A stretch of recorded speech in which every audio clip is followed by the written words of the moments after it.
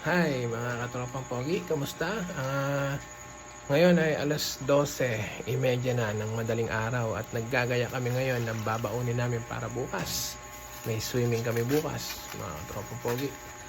So eto, tingnan nyo. Yan. Ganyan ang style ng pagsasaing namin pagka may mga outing o kaya okasyon. Kasi hindi napapanis agad yung kanin pagka ganyan yung pagsasaing. Ayan, no? Nilalagay sa plastic labo, tapos yun, sinasaing sa malaking kaldero. Ayan, ayan yung tigasaing.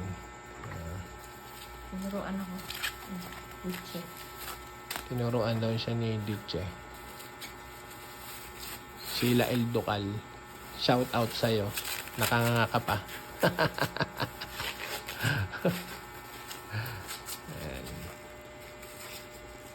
So, update ko na lang kayo guys kung ano mangyayari mamaya na. Kasi 3 a.m. ang alis namin. Ha? Hindi natin sila mamaya mga natutulog. Sige. Pagkatapos ito. Bali, nagsasaing kami ngayon para sa babaunin bukas. So, first batch na. Ayan guys, ayun yung first batch nakasalang, tapos ito yung second batch. So, bali time check tayo. Anong oras na? 12:44 na ng madaling araw guys. Bali 3 a.m. yung dating nung Inarkila na van. So, kaya dapat matapos namin tong paggagayak na itong kanin bago mag 3 a.m. para okay na, go na. So, biyahe na lang. So, bali sa mga nagtatanong, hindi pa sure kung saan pupunta. Okay, so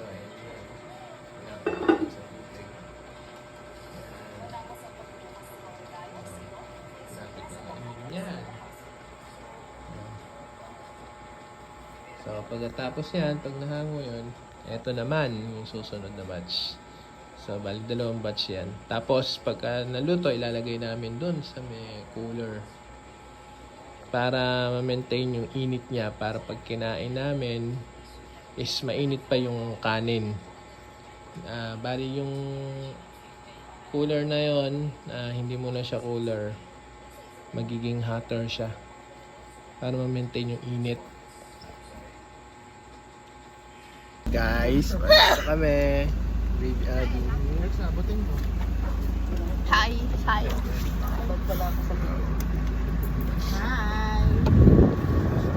Salud. Hindi pa lang. Saan ba kayo? Dati gamit mo may dala ka bang